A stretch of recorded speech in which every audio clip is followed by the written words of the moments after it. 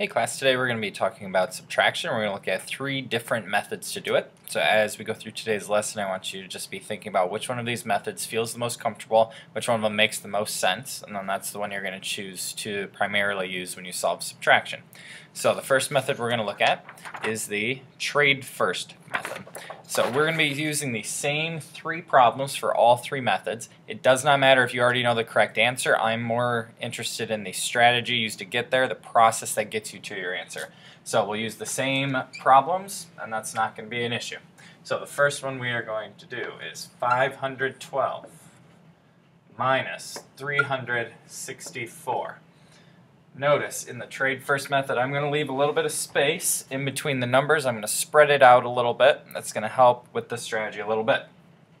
So when we call it trade first, that means we have to look at the individual place values and see if we're going to run into any issues.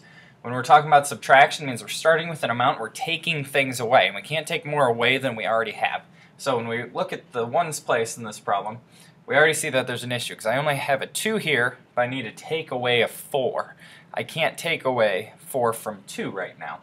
So what we're going to do is we're going to do what's called trade first. So we're going to trade in one of these 10s. So we're going to take that away, and now we have 0 of those left.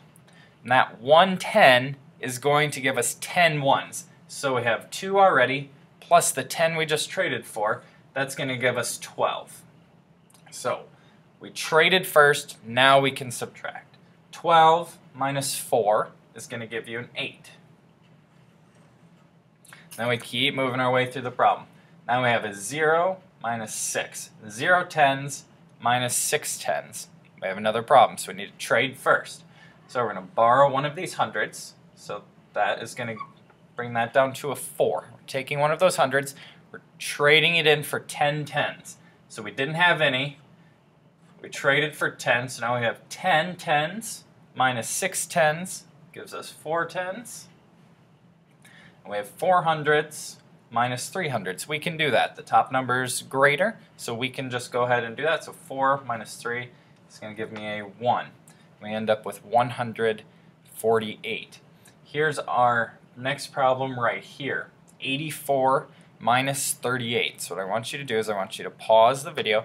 I want you to write down 84 minus 38. I want you to try the trade first method. So go ahead and pause your video now. Okay, you should have had some time to complete that. Here's our problem, 84 minus 38. First thing you should notice when you look at this is we have a 4 in the ones place and 8 in the ones place. We're not going to be able to take away 8 from 4. So we need to trade first. So we're going to trade one of these 10s. Had 8 of them. We're taking one out, trading it. So we have 7 left. We trade it for 10 ones. We already had 4. So that 4 plus the 10 we traded for gives us 14. 14 minus 8. If you're not sure how to do that, we can count up from 8 to 14. So 8, 9, 10, 11, 12, 13, 14. So that's a 6. 7 tens minus 3 tens. We can do that. That gives us 4 tens. Okay, here's our last problem we're going to try with this method. 583 minus 306. So go ahead and pause your video again. 583 minus 306. Alright, let's take a look. Again, first thing we should notice is that a 3 minus a 6 is not going to work, so we need to trade first. So we're going to trade in one of our 10s. That leaves us with 7 tens. It gives us 10 ones. We already had 3, so now we have 13. 13 minus 6 is going to give us 7. 7 tens minus 0 tens is going to give us another 7. And 5 hundreds minus 3 hundreds is going to leave us with 2 hundreds. So that is the trade first method. I'm going to go ahead and erase this one. Now we're going to talk about a method called partial differences. Partial differences. If you need a minute to review the trade first, go ahead and pause and just go back. We're going to keep plugging through. So we're going back to our first problem. 512 minus 364. So this is partial differences. And we're going to do the problem kind of backwards from what we did before. We're actually going to start at the biggest place values and move our way this way. So what we're going to do is we're going to look at the hundreds place. We don't want to look at anything else right now, so we just kind of look here. So 5 minus 3. 5 hundredths minus 3 hundredths. This is where place value is really important. 5 hundredths minus 3 hundredths is going to give us 200. So I write my 200 there. Okay. If it helps you, cross out the place value that you already did. All right. When we look at the tens place, hopefully you recognize that this 1 is smaller than this 6. Now this is going to give us kind of a backwards answer. When it's the opposite of what we want, we kind of say that it's a minus. So 1 and 6. If the top number is smaller, it's going to give you a minus. So 1, we just kind of do 6 minus 1 is going to give me a 50. Okay. And we run into the same thing here. We have a 2 in the top and a 4 on the bottom. 2 is smaller, so it's going to be a minus instead of a plus. And we kind of do, what's the difference between them? Well, it's going to be a 2. So what you notice is we should end up with 200 minus 50 minus 2. And then hopefully you can do some of this in your head. If you can't, you can go back to the other method. I'm going to just kind of do this one in my head. So 200 minus 50 is going to give me 150. Minus another 2 is going to give me 148, which is the same answer that we got the first time. We've just done it in a different way. Okay. Now you're going to try it with the next problem. Remember, the next problem is 84 minus 38. So I want you to pause. If you need to go back and review, just go back in the video a little bit.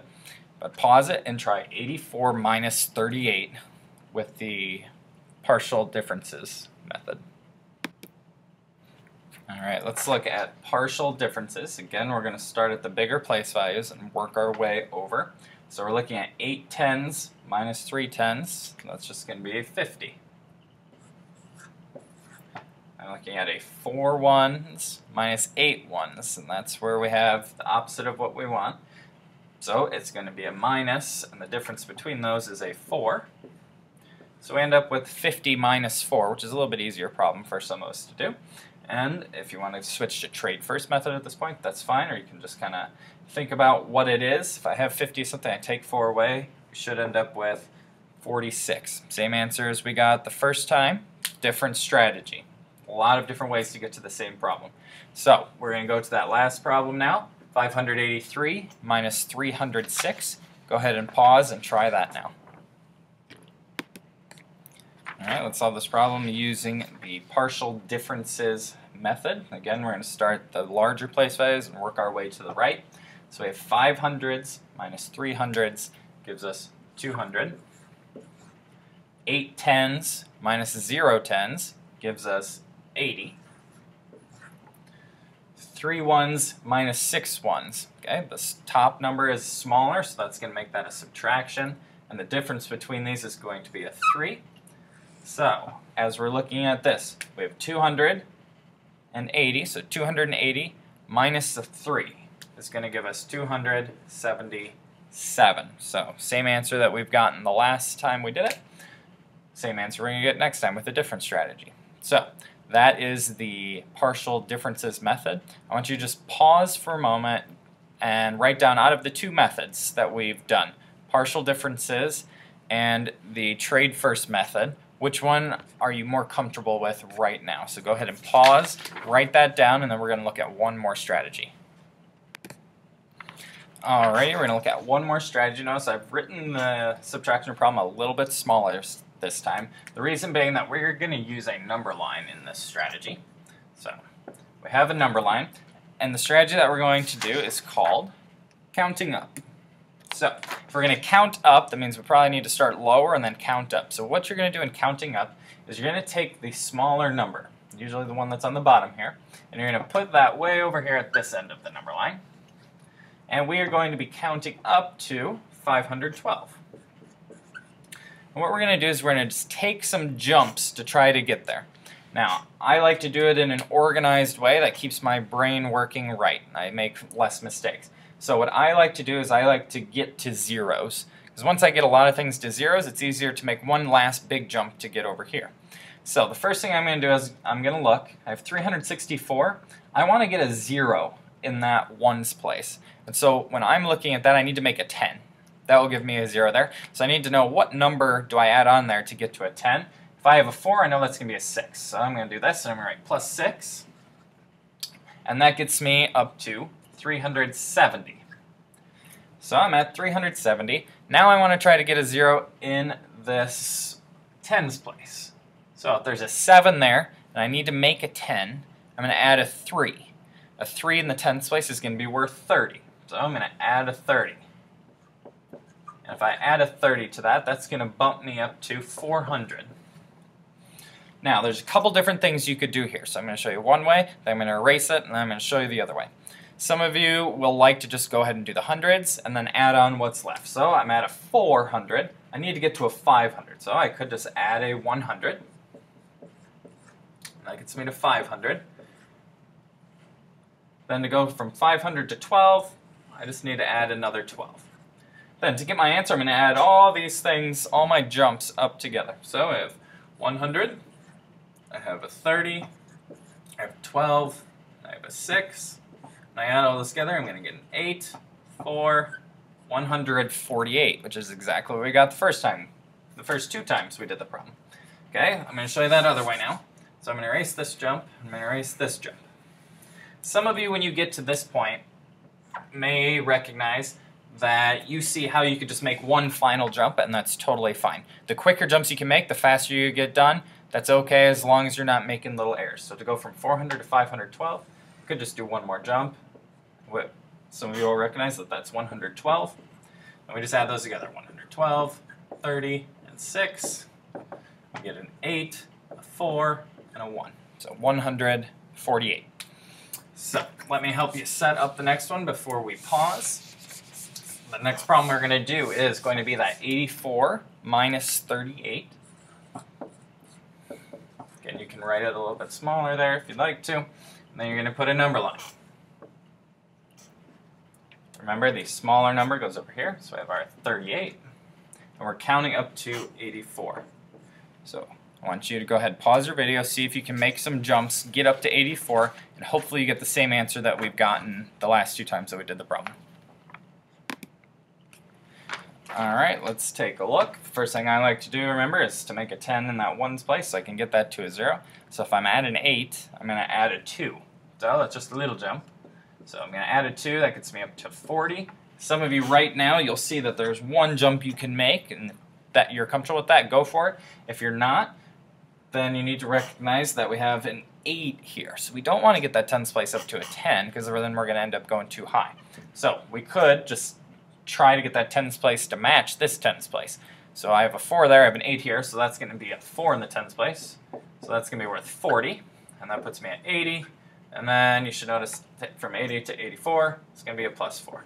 So when we add those together, 40, 4, and 2, we get a 46. Same answer that we've been getting the last times that we've done the problem.